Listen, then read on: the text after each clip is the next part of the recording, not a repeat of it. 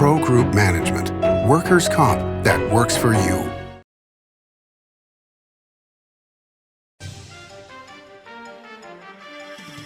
Welcome to Nevada Newsmakers on the broadcast today. It's an all Pundits show with Marsha Berkbigler, the former Washoe County Commissioner, and Aaron West, CEO of the Nevada Builders Alliance, here for the whole show on an all-new Nevada Newsmakers.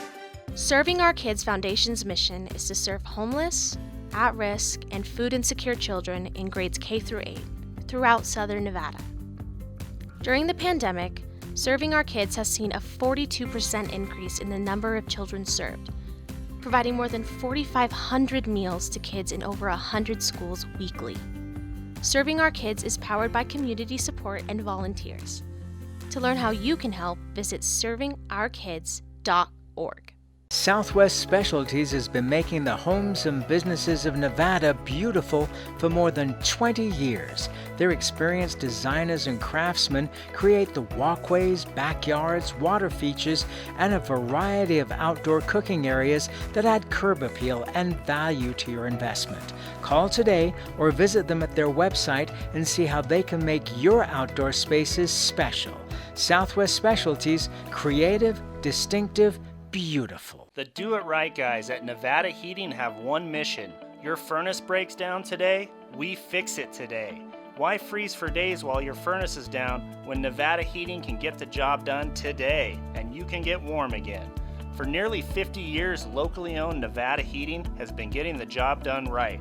Call today at 323-5585 and we'll fix it today. That's 323-5585 or online at nevadaheating.com. Each day, the Children's Advocacy Alliance partners with leaders, legislators, and families across Nevada to improve children's health, education, economic well-being, and safety. We recognize Nevada will be no better than the state of its children. Be a part of this change. Be a supporter of the Children's Advocacy Alliance. For more information, go to caanv.org. Nevada Newsmakers Studio is located at the headquarters of the Nevada Trucking Association. Motion and purpose are a truck's greatest virtue. This is Nevada Newsmakers with host Sam Shad, a no-holds-barred political forum. Now, from the Nevada Newsmakers broadcast headquarters, here is Sam Shad. And back on Nevada Newsmakers, we have an all-pundit show going today with Aaron West. He's the CEO of the Nevada Builders Alliance, and Marsha Berkbigler, former Washoe County Commissioner. Pleasure to have you both here. Thank you. So, the first time we've had a chance to talk about this on the program, but the governor released the information that he's raised over $8 million for his re-election campaign. I know it's a long time ago, but you know, years ago, Kenny Gwynn put out, I guess it was Pete Ernout that put out, that they had raised over $3 million for the governor's campaign. And the idea was to scare off all the opposition. Is it a little late to have done that when there's 1,800 people running on the Republican side for governor? You know, probably not, because it's always beneficial to let the public as well as the other fundraisers know that you've raised a large sum of money. And so it's probably not too early or too late to have done that. And you know, the problem when you've got a primary with that many people in it is no one has a clear idea who could win that. And I mean, they're front runners, but you know, the front runners this day is not the front runner that day. And you know, it's kind of fluid. So I think he's doing the right thing. It is so much money, and you know, whoever is going to, you know, already you've seen the Lombardo PAC running a ton of money in advertising already. The campaign, I doubt, will start running their ads until March when the actual declaration is official. You've got, I know at least 4 lieutenant governor campaigns that are talking about $500,000 a piece. We're hearing about Secretary of State, you were mentioning before we went to air, a candidate looking at $500,000. We only have 2 markets in this state for television. It's going to be a very expensive race. Right. Well, and think about all the outside money that's going to come in for the Senate race. You know, we're talking tens, if not hundreds of millions of dollars. So it's okay, back up. Hundreds of millions of dollars.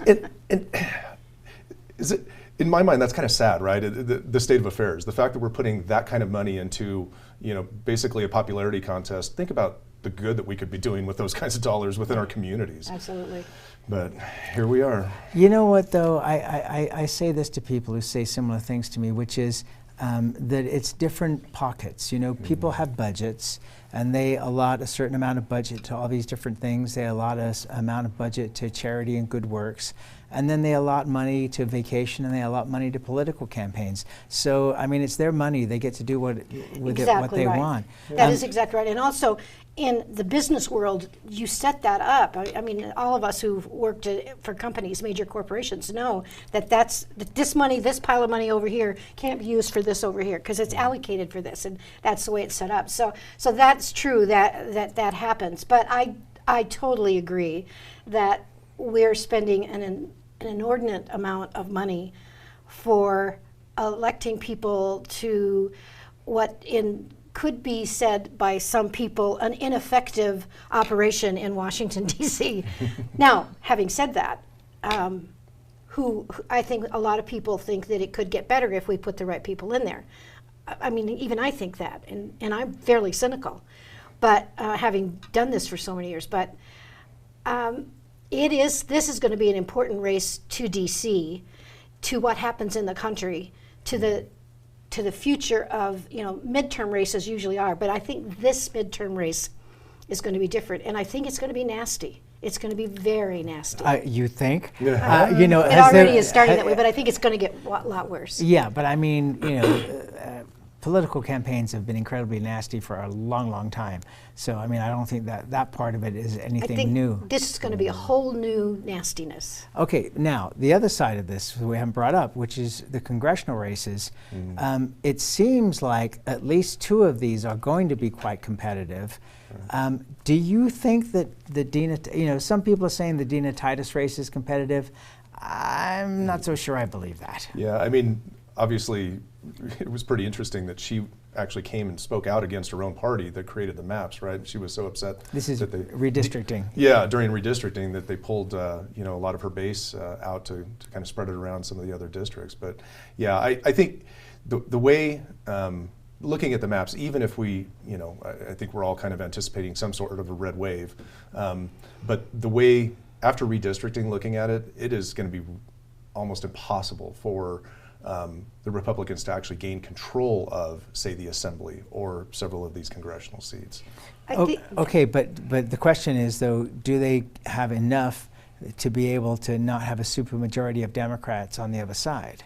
I think the real question, or the real interesting fact, perhaps it's not a question, but the real interesting fact is I think people said the same thing about the Bill Bragg-Ensign race. And yet that was a red wave year, and Ensign walked all over Bill Bragg on it, a name that was well known. So, I mean, the question is going to be, how hard will the Republican opponent work? I knew John well, and I had the opportunity to ask John, how did you win in a Democrat district? And you know what he told me? I knocked on the doors myself. And, that was a lot of years ago. But Nevada is still somewhat of a grassroots state. It hasn't changed that much. We do have this infiltration of California people over here, but even still, once you kind of breathe our freedom air and drink our freedom water, you become much more of a self-thinker on these issues, and you like people knocking on your door when they're the candidate. Okay, now, and I agree with you. I think that the most effective people in getting reelected and elected are the people that knock on the doors and walk those districts. Of course, it's much tougher for the Senate race. It is much tougher to be able to do that. But it's going to be so interesting with the registration numbers. Are you buying the fact? I shouldn't even say a fact. But are you buying the idea that there are so many nonpartisans and people pulling away from the Republican and Democratic Party, or do you think that that's just a matter of registration and it won't matter after the primary? Yeah, I think it's interesting, right?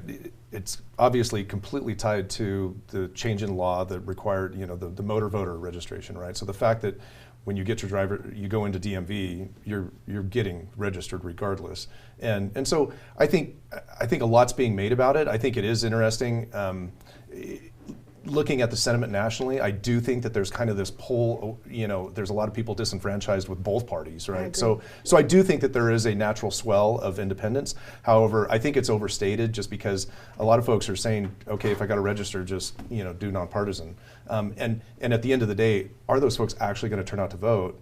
I guess we'll see. Now, obviously, mail-in voting changes a lot of dynamics, right? We saw better participation in the last mail-in voting election than we ever have. So maybe that bridges some gaps. Is there concern, do you feel, in the Republican Party that you could have a repeat of what happened in Senator Reid's last election race, where the Republicans had so many candidates that they ended up with Sharon Angle at the end of it?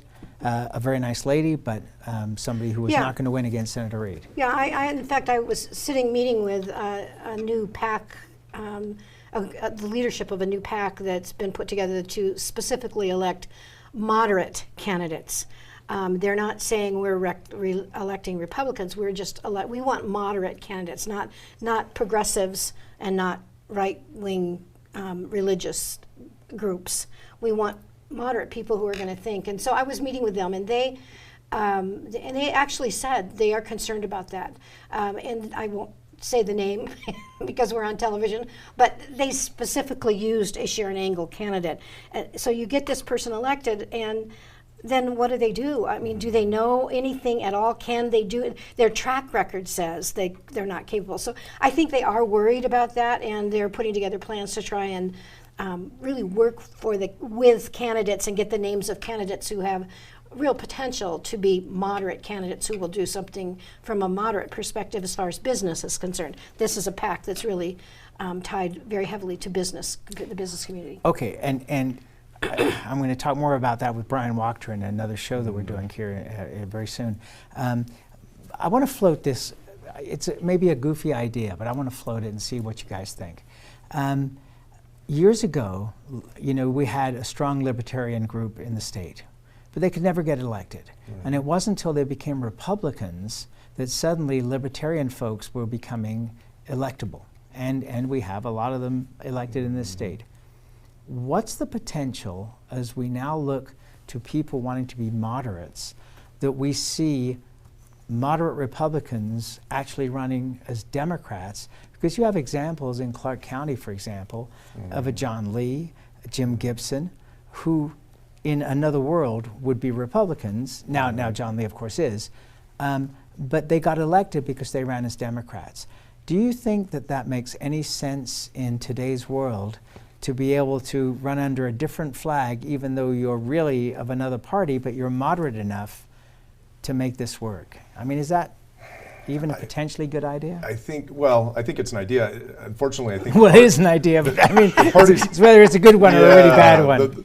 The parties do a really good job, right, of kind of controlling their narrative and controlling their candidates and so forth. And that's one of the reasons why they're really upset about the ballot initiative to go to open primaries and ranked choice voting, right? They're not in support of that at all. But with the reality that nearly 40% of the electorate is now, classified as independent or nonpartisan, it's something that has to be addressed. And so whether the legislature tries to get out in front of it and say, look, we don't want to give up everything by going to just open primaries and ranked choice voting, let's do something moderate that allows independents to have a voice in the elections, right? Because that would make such a difference. The way, we talk about Vegas all the time, but in the North, we have local seats, county commissions and city councils and things like that they're determined in the primary because of, they have two Republicans, there's no Democrats running, and so the way that the system is set up right now, those two go into the primary, and whoever comes out walks into the seat. So that's a broken system, and the independents and nobody else gets to chime in on that. Marsha? Well, there's no question what he says about the broken sense of two Republicans or two Democrats running off against each other. I think that happens in Vegas also, but that's mostly at the lower level seats, so the county commissions and the city councils and school boards city councils and school boards are all nonpartisan, so that doesn't matter, but I think that's what happens kind of at that level. And even, I think the other thing to remember, and this is a good point to what we're talking about here, is that just because it's considered a nonpartisan seat, the people who are running are not necessarily nonpartisan. So they go into the seat with a conservative, whatever their own personal ideas are, progressive, conservative. They go into the seat with that, whether they are running as a partisan or not. But I think it's not a bad idea to have that happen, because one of the things that's really important about Nevada is we all tend to be sort of middle of the road. This has been a Democrat state forever, and yet many of us as Republicans. Well, not when I moved here. Well, no. I mean, Harry Reid and Richard Bryan were considered conservative Democrats. Yes, that's okay. That's what I was just going to say. Many of us voted for those people because they were conservative, and the Republican who was running against them was not necessarily somebody that we felt was carrying the Republican value. Just because you have a Republican or a Democrat name on you doesn't mean you carry the value that the majority of us carry.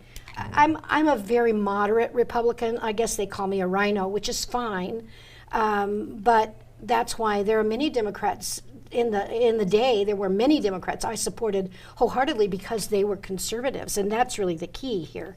Yeah, so people should remember. Yeah, people should remember that Joe Dini from Yerington was a Democrat. He was, and elected over and over and over. Let's take a break. We'll come back much more with this great panel after this timeout. Can't do it. Stupid, like my mom. We can't do anything at Mommy's because you won't pay child support. Dad said you cheated, and he's not even sure he's my dad.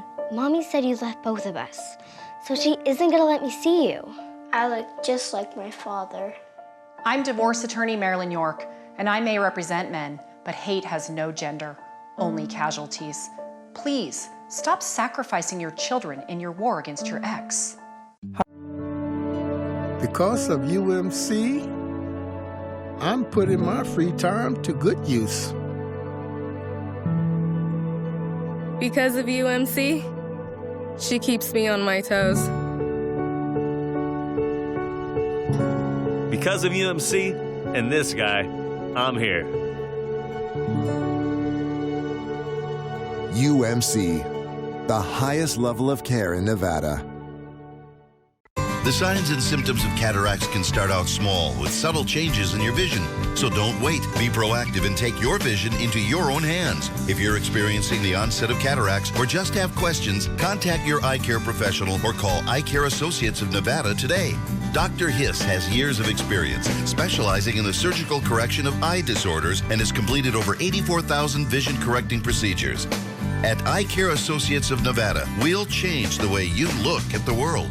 I'm here at the Carson Valley Inn in Minden with Joey Whitaker. One of the things I love about the Carson Valley Inn here in beautiful downtown Minden is CV steak. I have eaten here so many times. Tell folks what they can expect when they come here to eat. It's a beautiful room, great service. We have certified Angus beef, seafood, lamb, a great range of appetizers, and wonderful desserts. Jean-Michel's done a great job of selecting some beautiful wines for us. The customers love it, and we've got a great selection of cocktails as well. It's not a long way to get away to the Carson Valley Inn. This is Nevada Newsmakers. And back on Nevada Newsmakers, we have a lively All Pundits show going with Marsha Berkbigler, the former Washoe County Commissioner, and Aaron West, he's the CEO of the Nevada Builders Alliance. So let's take a look at the governor's race on the Republican side. Who's striking your fancy? Who do you think is just beating the bushes? I like the sheriff from Las Vegas. I think that'd be Lombardo. Yeah, Lombardo. I think he's got some great ideas. He's a calm, probably strong force. I'm worried about him for the North because his whole mentality base is the South, but that's not necessarily bad. So I think he's good. Of course, Dean Heller is a personal friend, so I mean, despite that some people think Dean is now playing to Trump, and he didn't play to Trump when he was in office. Is that a losing card for him either way? I think it is either way. I think he's going to have to find another platform to stand on, because I don't think the Republicans who supported the idea of getting rid of Trump are not going to be happy if he changes to saying, now I support Trump. And the Republicans who think Trump Trump really won the race, and trust me, there's a bunch of them out there. For sure. Then they're going to remember what happened. And so I think Dean is an incredibly bright, very capable guy who would make a marvelous governor. I just think he needs to find another platform to stand on. And by the way, I've told his people that already. So, I think he's a great guy. I'm not real fond of a couple of the other people. You want to name names? No, I'd rather not. I don't want them firebombing my house. But there are a couple of others that I think are dangerous to the Republican Party. And frankly, I think they'd be dangerous to Nevada as governor. Okay, you've got to give us a name. Who's dangerous? Are you talking about a Joey Gilbert? Yes. Okay. Is there another name that scares you? I don't know that Sam Brown is. Of course, he's running for the Senate seat, so he's really not a factor in the governor's race. But that's the kind of candidate. I mean, Sam Brown is a great guy. I think he has a great past, and I thoroughly thank him for, protecting the country like he did and doing what he did to get there. But what is he going to be able to waltz into Congress and do something? I don't know the answer to that. And nobody who's a first-termer is going to be able to, for example, see Jackie Rosen. No offense. Yeah. But whether you're a congressperson or a senator, you're a backbencher on day one. You're number 100 or number 435 going in. So the ability to accomplish things. But that may not be the case in this election. So I think that's a factor that we in Nevada need to think about: is how many other seats around the country are going to change if, in fact, we see the wave of conservatives marching in that we think we can see. Are you surprised at how much Sam Brown has been able to raise? Over $1 million in 2 quarters? I am surprised and optimistic at the same time. I think we need to have some robust conversation in that race specifically. It's going to be interesting to see how it plays out. Obviously, there's a lot of Adam brings a lot of DC friends to the table, and that's certainly going to help him. But no, I'm looking forward to. I can't wait for the debates, and I hope they're here on Nevada Newsmakers. Let's take another break. We'll be right back. Dimitri Prine here for Design Outdoor. Come visit Design Outdoor's store and backyard to see our wide selection of fire pits, barbecues, and pizza ovens, natural stone water features and fountains, and frost-proof pottery. Our store and backyard are located at 11600 South Virginia, just north of DeMonte Ranch Parkway. Visit designoutdoor.com or call us at 851-9499. One of the most psychologically damaging things parents can do to children in divorce is disparage one another, which is why I can't believe I even have to make this commercial. Half of your kids' genetics come from this person you're spewing hate about. Your children have the right to love you both, but more than that, they deserve to love themselves. Marilyn York might be a men's rights divorce attorney, but this is for every selfish parent. Shut up.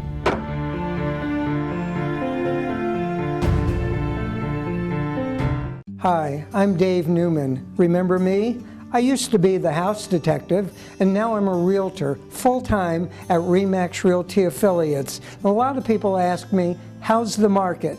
You know what? It's fantastic.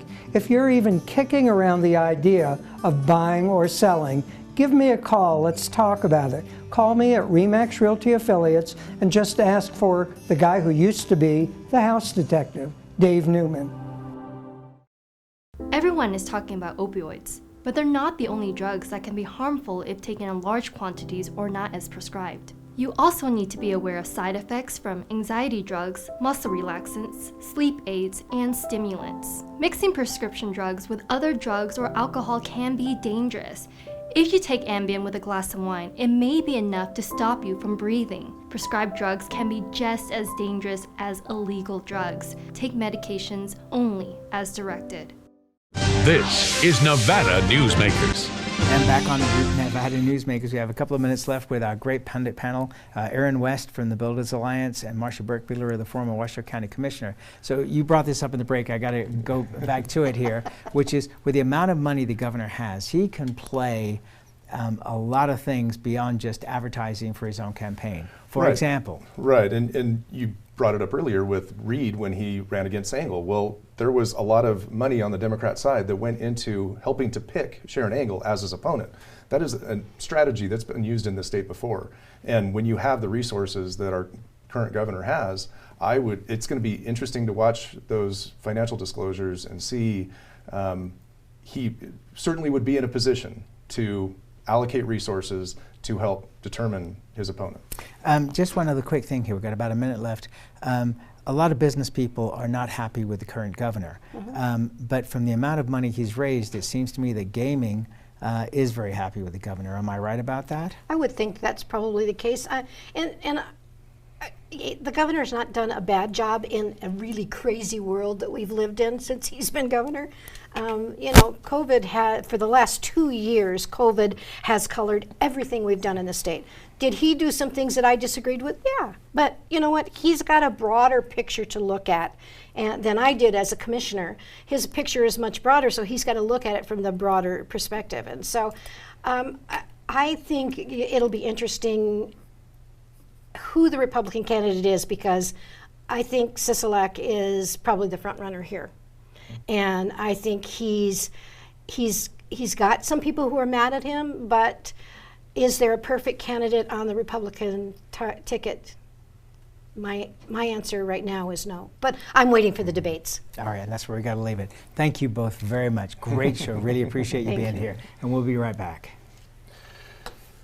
Oh no, now the Republicans are going to come pound on me. Oh boy, they're going to pound. Brian Culpa Photography was born in the rolling hills of Massachusetts, and now he can help you experience the stunning beauty of Nevada in a whole new way through the power of flight. Flying has always been a passion for Brian, and at Brian Culpa Photography, he can make your imagination soar. Brian has the creative mind and tools to tell your unique story. Experience the bird's eye view at brianculpaphotography.com. Hi, my name's Marilyn Miner, and I'm sure you'd agree that Nevada's a very special place to live. I was born here, and my husband and I have raised our family here. I feel it's a privilege to live and work in the Truckee Meadows. I especially enjoy helping my clients reach their real estate goals. Sometimes the smallest details provide the greatest satisfaction. I'd be complimented to talk to you about your next move. Call Marilyn Miner at Dixon Realty, 742-1280, or log on to marilynminer.com. Safety.